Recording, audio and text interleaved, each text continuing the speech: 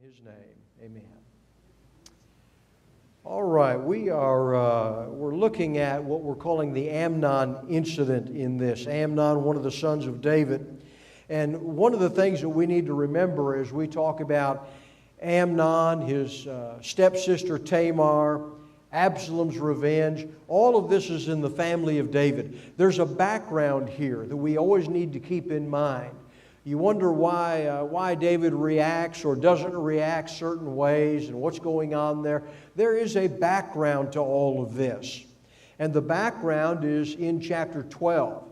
And you remember Nathan coming to David after this episode with Bathsheba and Uriah. And there in 2 Samuel 12, beginning in verse 9, "Why have you despised the word of the Lord by doing evil in His sight? You have struck down Uriah the Hittite with the sword, have taken his wife to be your wife, and have killed him with the sword of the sons of Ammon. Now therefore the sword shall never depart from your house, because you've despised me and have taken the wife of Uriah the Hittite to be your wife. Thus says the Lord, behold, I will raise up evil against you from your own household." So there is a background prophetic utterance by Nathan the prophet. Trouble's coming to David's family. It's because of his sin involving Uriah and Bathsheba. He's despised the word of the Lord. He's failed to obey God the way that he should. There are consequences to that. David should have been executed for committing adultery and murder. He should have been executed, but the Lord spared his life. But there are consequences, and it's going to come to his family. That's what we're beginning to read about with Amnon and Tamar and Absalom. This is the beginning of the fulfillment of those things.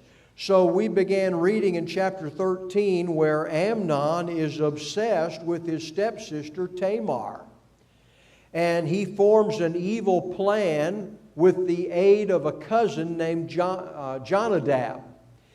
And there's a plot hatched where he will coax his stepsister into his living quarters to make food for him and bring it to his supposed sick bed. Too sick to get out of bed. And she prepares food, and he beckons her into his bedroom quarters to feed him, and there he violates her. He's stronger than she is. He takes hold of her. He forces her. She pleads with him in every way that she can to not do that. Everything fails, and he performs the evil deed. Now we come to the aftermath of that. He's done what he wanted to. He's had his way with his stepsister. And now there is terrible shame involved in it, and he has to deal with that, and he doesn't deal with it well. So we're reading now from verse 15 down through verse 19. This is 2 Samuel chapter 13. "Then Amnon hated her with a very great hatred." Remember previously, he talked about how he loved her so much. Now he hates her with a very great hatred, for the hatred with which he hated her was greater than the love with which he had loved her. And Amnon said to her, "Get up, go away." But she said to him, "No, because this wrong in sending me away is greater than the other that you've done to me." Yet he would not listen to her. Then he called his young man who attended him and said, "Now throw this woman." In his lust, this was Absalom's sister, not his. Then in his manipulation, he called her his sister. Now in the shame and guilt attached to his sin, all of a sudden she becomes just this woman. And that's the way he talks about her. "Throw this woman out of my presence and lock the door behind her." Now she had on a long-sleeved garment.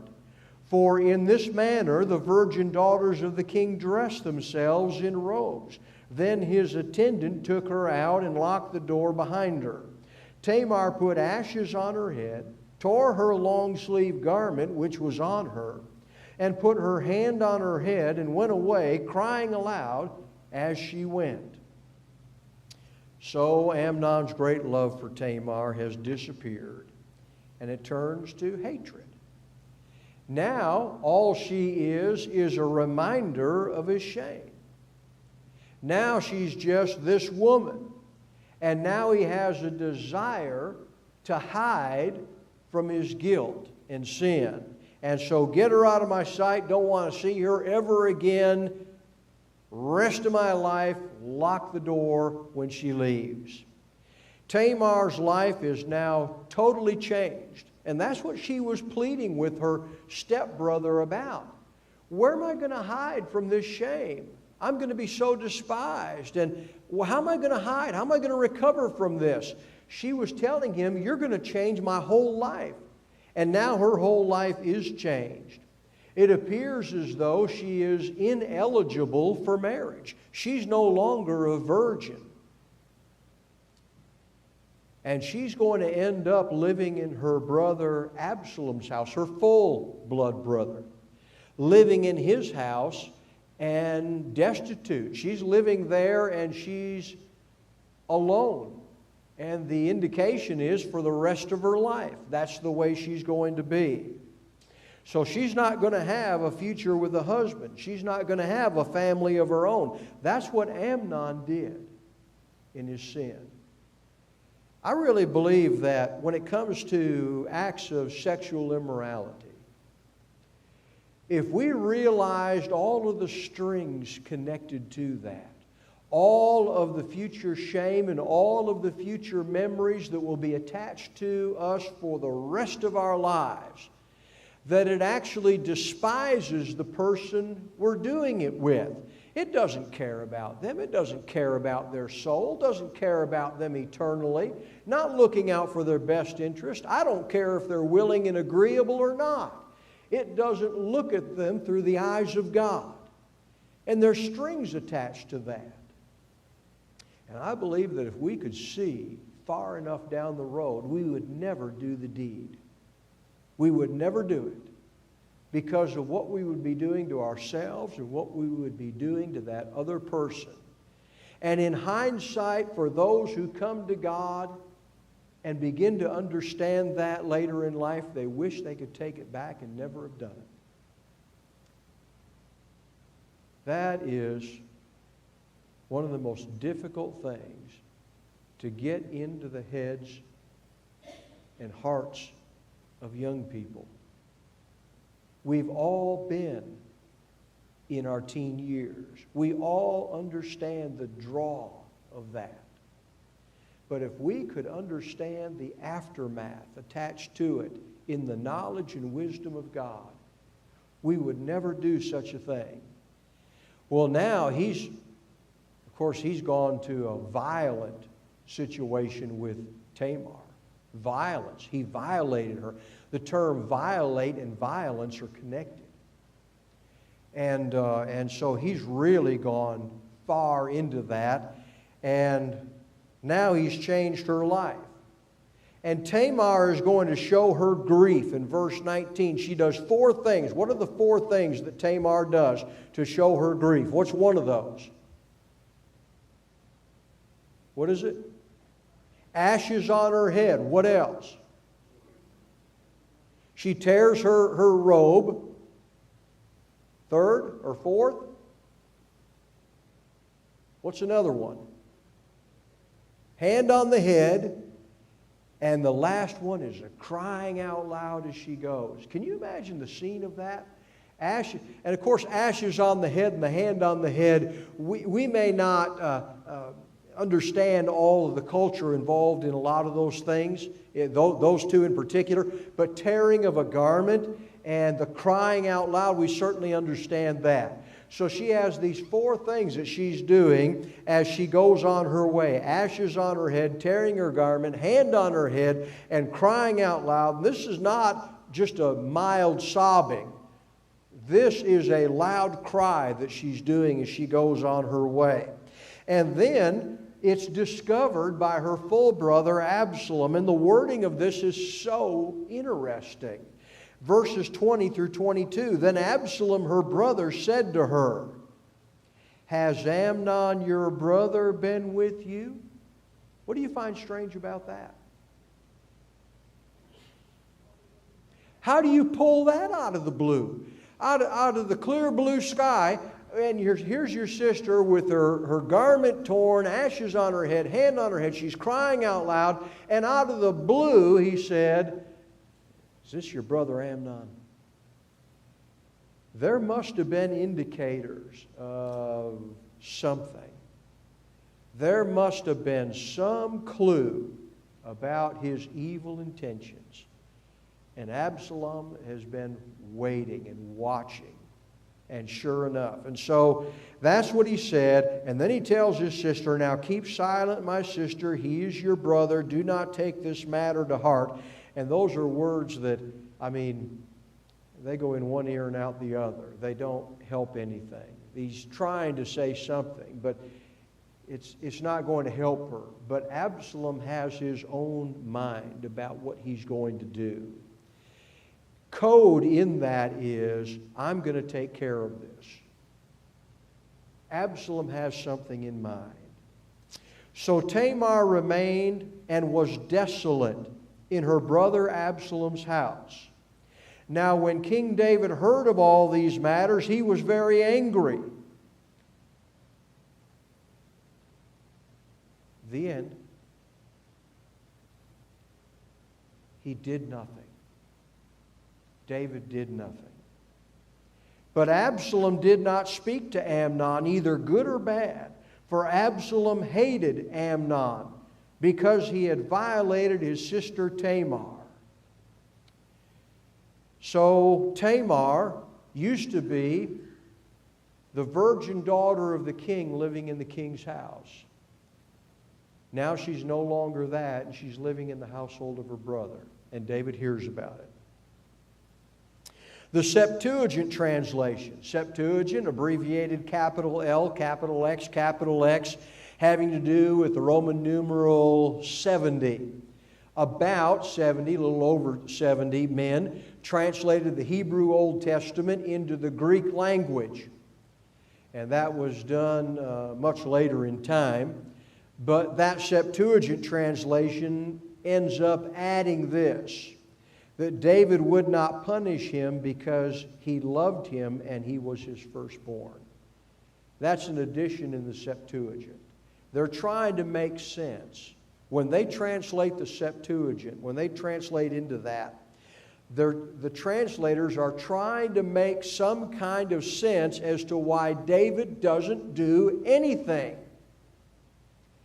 And so the translators dropped that in there and suggested it. But that's not in the Hebrew Bible. You think about David's background. Why else would he be so inclined not to punish Amnon for violating Tamar? Why would he, let's put the word maybe in there. Let's think out loud. What's going on in David's mind and heart? Is it a possibility? This is my firstborn son. This is my son and my firstborn and heir to the throne, and I don't want to do that. I don't want to execute him for this. Well, that's a possibility. What else is a possibility?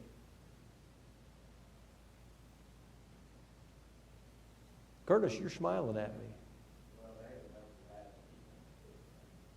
So what David did combined with Bathsheba and Uriah it's not that far off from what Amnon has done. So, when this is a problem. When a parent indulges in sin in their own life, their child sees it, and then their child commits something in the same category, how as a parent then do you correct that? They know about it. And it's, as they say, the pot calling the kettle black or something like that. You're calling them one, but you're one. So how do you correct that? How do you discipline in those matters? It's very difficult. And so Maybe that's there. But there's also that prophecy of Nathan.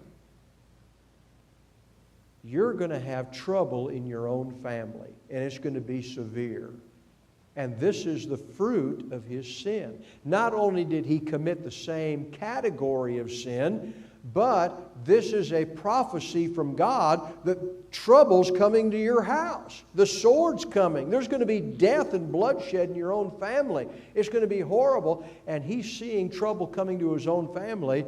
And as he may be viewing this as, well, this is what I deserve. This is what should be there because of my sin. So you have a number of things that could be, might be, maybe, but we don't know why David doesn't take action for sure because it doesn't tell us. But there are some possibilities, plausibilities.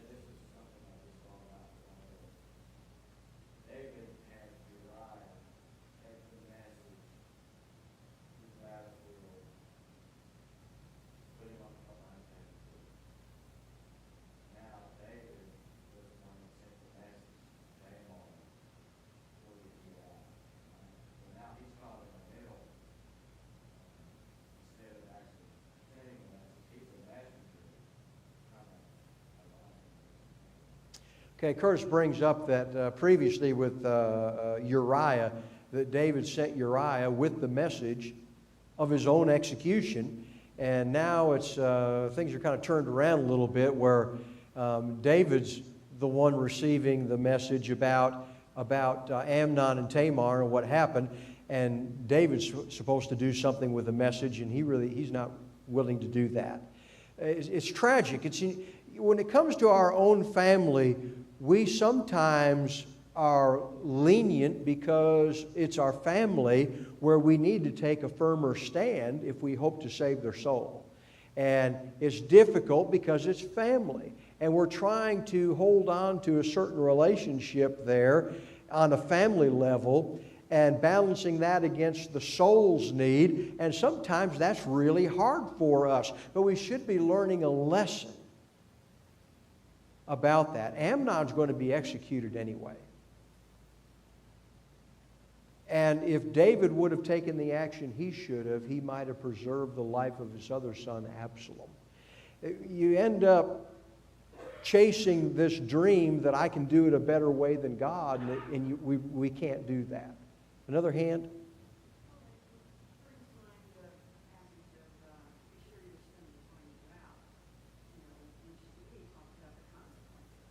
Yeah.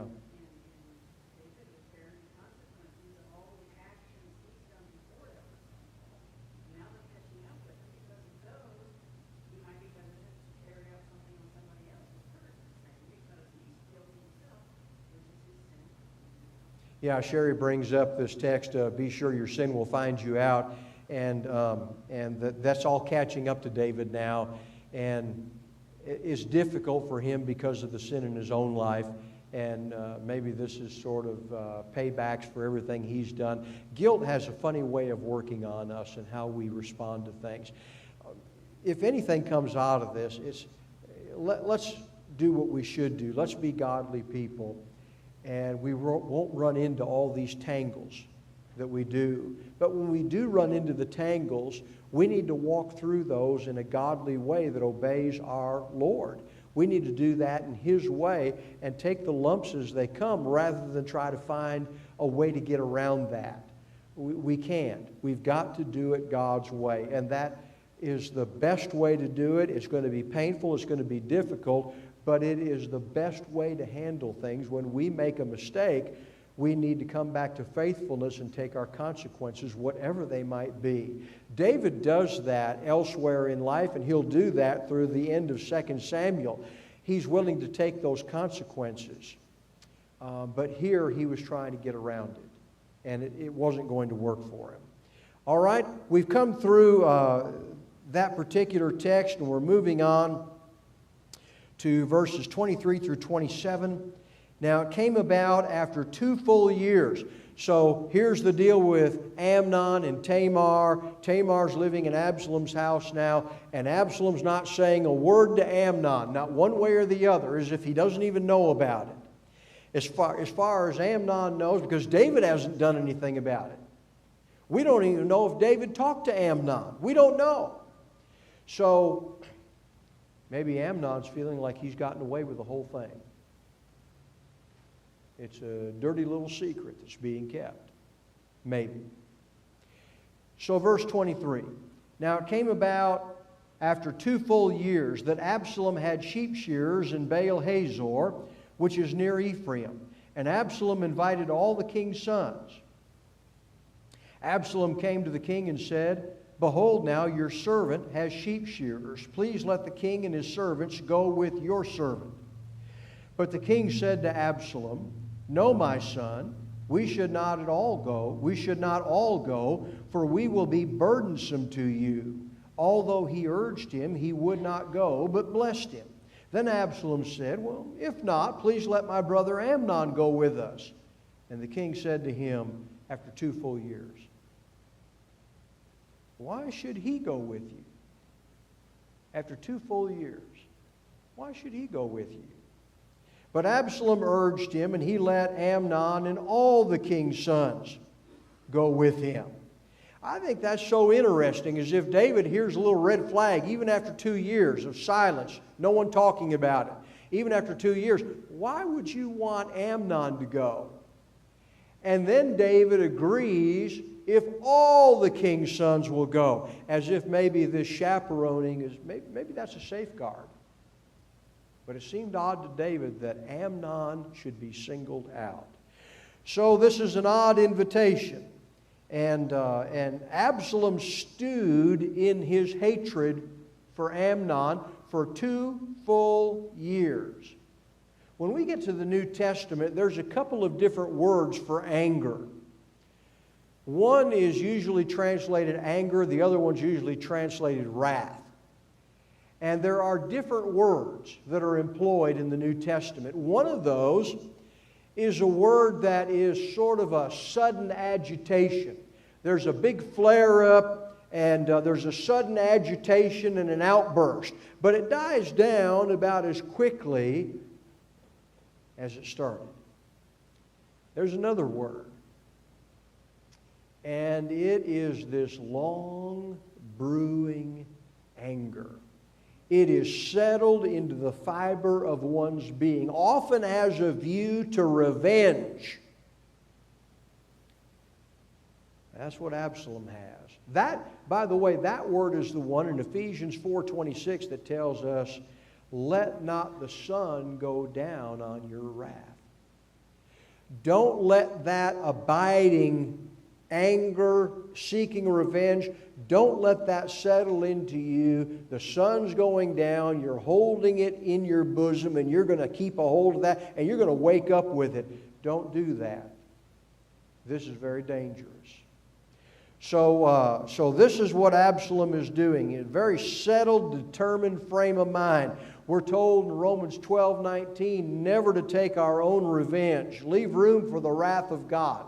God has that marked down. God will deal with that in due time, but that's not for us to do. And when we do that, when we have that anger in us that abides in us, stays there, we stew over that, and it just ruminates and it builds. When we do that, it changes the course of our life.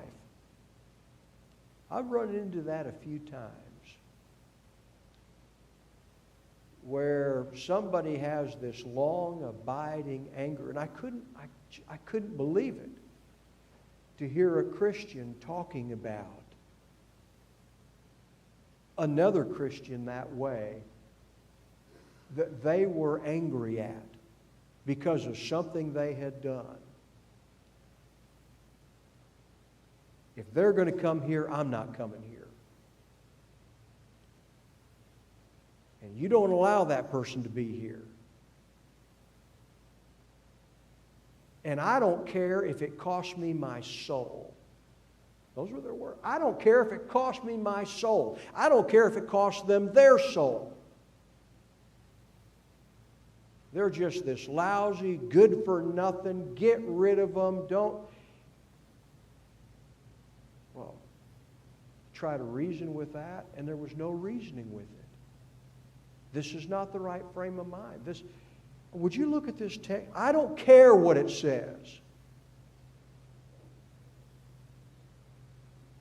Spewing this bitterness and hatred.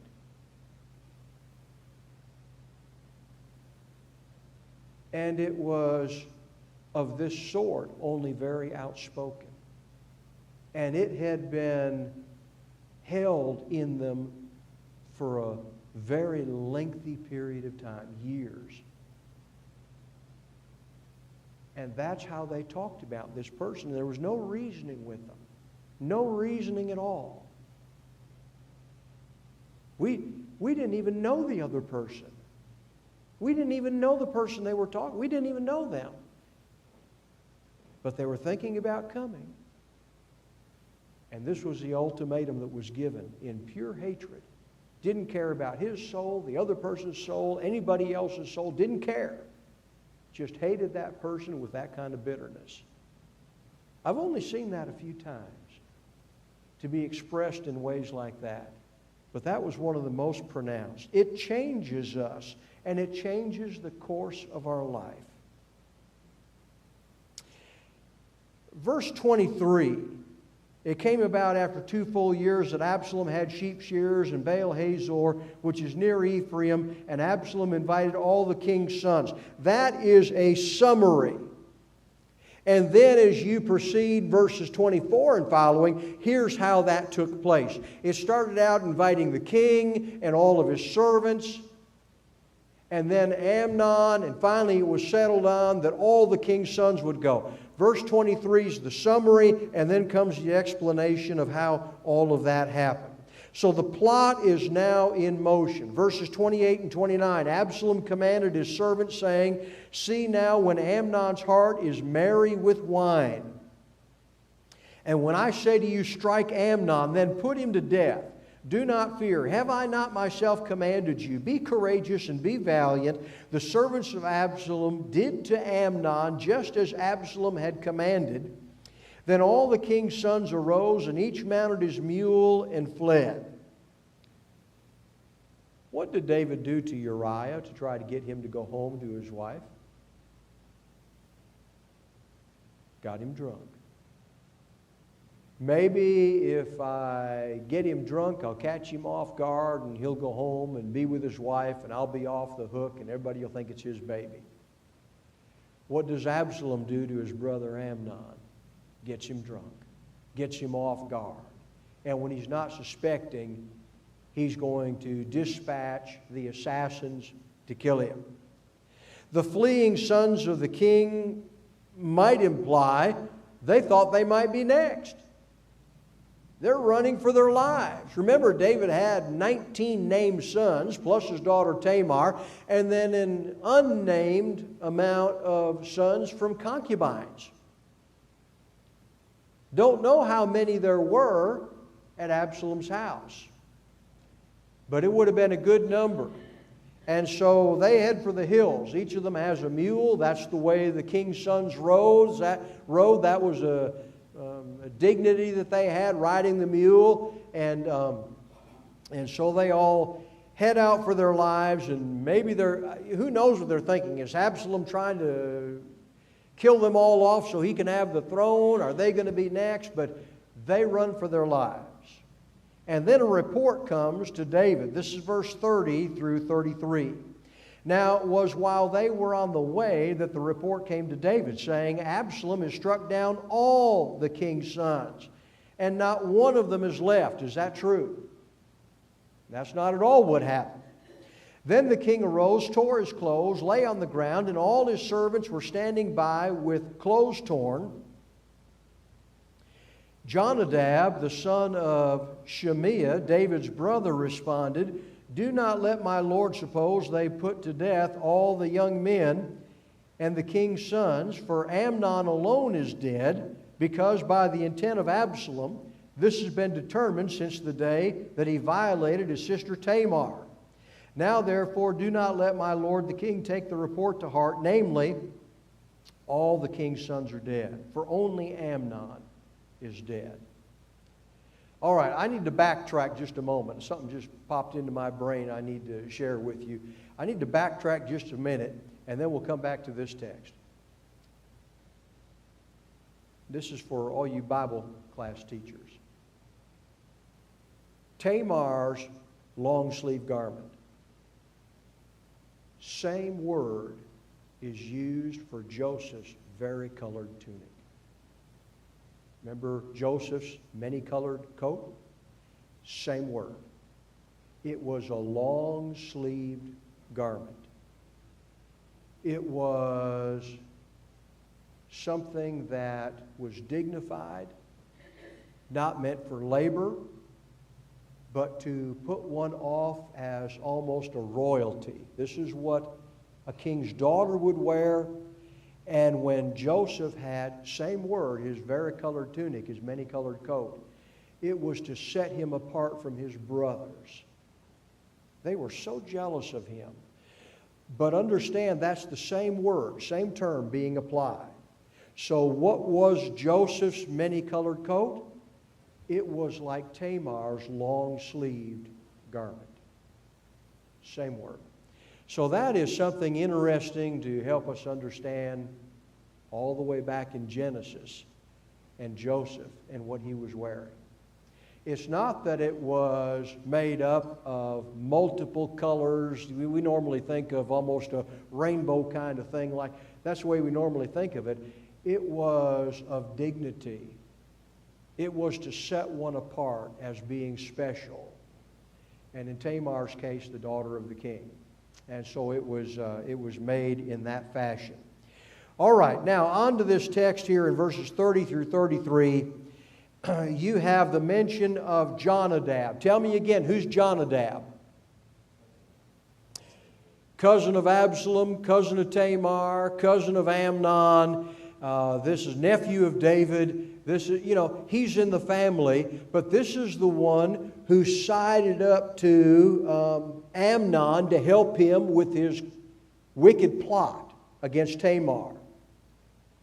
Now, you have him telling David, oh, don't take this to heart. Not all the king's sons are dead. Only Amnon is. Let me ask you this. How would he know that? The report comes in. He wasn't there when Amnon was killed. He was in the court of David with everybody else. So how would he know what took place in Absalom's house? The answer is he had to be in the know. He has switched sides. He knows what Absalom is doing. He knows what Absalom's plot is. So, first he was with Amnon. Now he appears to be in plot with Absalom in some fashion, at least aware of what's going to happen, and didn't stop it, let it take place, which means he's in agreement with it. And now he's going to sidle up to David as if he is a prophet.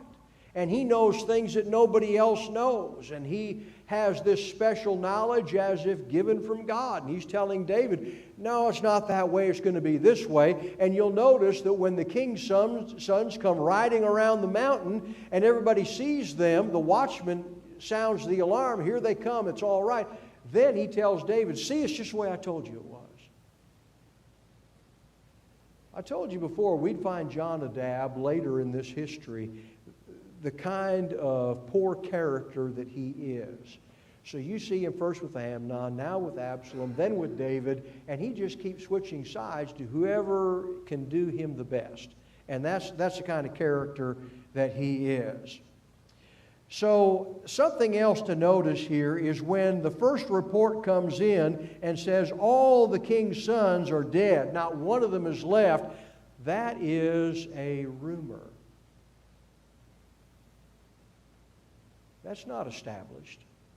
That's somebody supposing. That's somebody with a little piece of information blown out of proportion, reporting it as if it's a fact, and they don't know it to be a fact, and they've spread this rumor, and now the king's torn his clothes, and he's weeping, and everybody else around him is, and all this, everybody's all upset.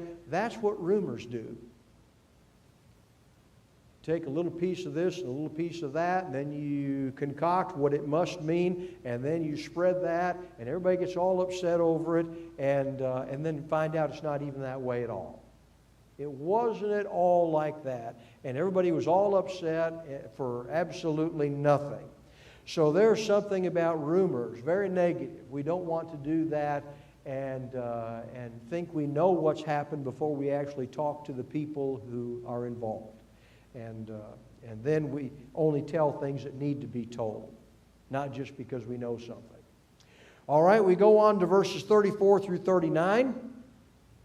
Now Absalom had fled, and the young man who was the watchman raised his eyes and looked, and behold, many people were coming from the road behind him by the side of the mountain.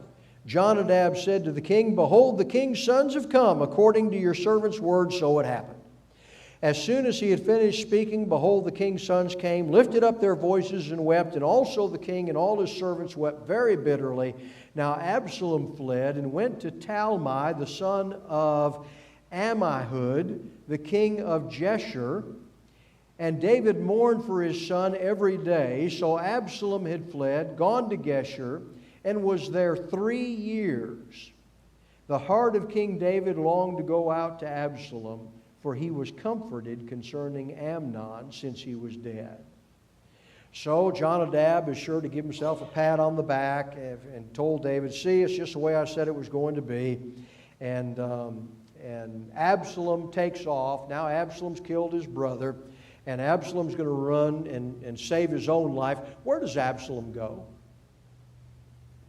I know it's Geshur, but where does he go? To his grandfather. That's right. He goes, this is his grandfather in Geshur. All you need to do is go back to 2 Samuel chapter 3, verses 2 and 3, and we find out the third born to David was Absalom, the son of Maacah, the daughter of Talmai, king of Geshur. He's gone to Grandpa. And that's where he's going to hang out for 3 years. 2 years he's kept this under his belt. Then he kills his brother. He takes off to his grandfather's place in Geshur for 3 more years. He is estranged from the normal family routine for a lengthy period of time. And he's one who stews over the anger and the resentment, and it builds. That's the modus operandi of Absalom. That's the way he thinks, that's the way he behaves. So he's with his grandfather. It's east of the Sea of Galilee. David's mourning in verse 37 for his son. Maybe a little bit of both, but certainly for Amnon. But he's comforted because he's dead. And he longs to go out to Absalom, but he can't bring himself to do it. David maybe is recognizing that Absalom did what David should have done, executed Amnon.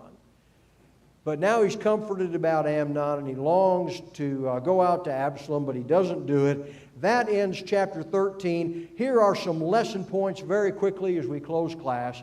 Lesson number 1, concerning Amnon, uncontrolled lust will destroy a man. Number 2, Jonadab, an evil friend may help you to get what you want, but he doesn't really care about what's best for you. He's watching out for his own interests. Number 3, Tamar reminds us God's people live by a higher moral standard than the world. Such a thing is not done in Israel. Chapter 13, verse 12. Number 4, David, we see his sins being repeated in the life of his sons, Amnon, Absalom. His own violations of God's will may have even prevented him from handling the sins of his children the way he should have. Lesson number 5, Amnon. Sin begins as a heart problem that needs to be stopped in its very conception. In Matthew 5:28, I say to you that everyone who looks at a woman with lust for her has already committed adultery with her in his heart. That needs to be stopped immediately before it goes any further. James 1:14 and 15, each one is tempted when he's carried away and enticed by his own lust. Then when lust has conceived, it gives birth to sin. And when sin is accomplished, it brings forth death. So when one is first tempted and begins to be carried away by his own lust, stop it in its earliest stages before it goes any further. Don't stay where it's at. Don't continue to look at it. Don't continue to think about it. Don't do things that would continue to stir it up in your mind and heart. Stop it immediately. It is devastating to one's life and brings forth death.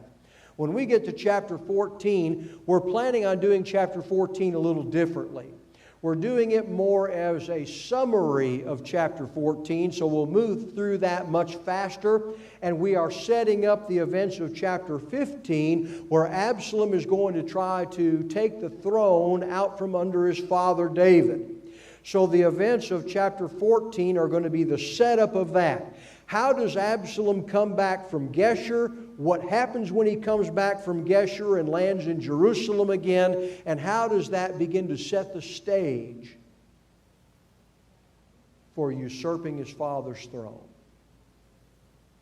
Final comments or questions? All right, we're dismissed. Thank you.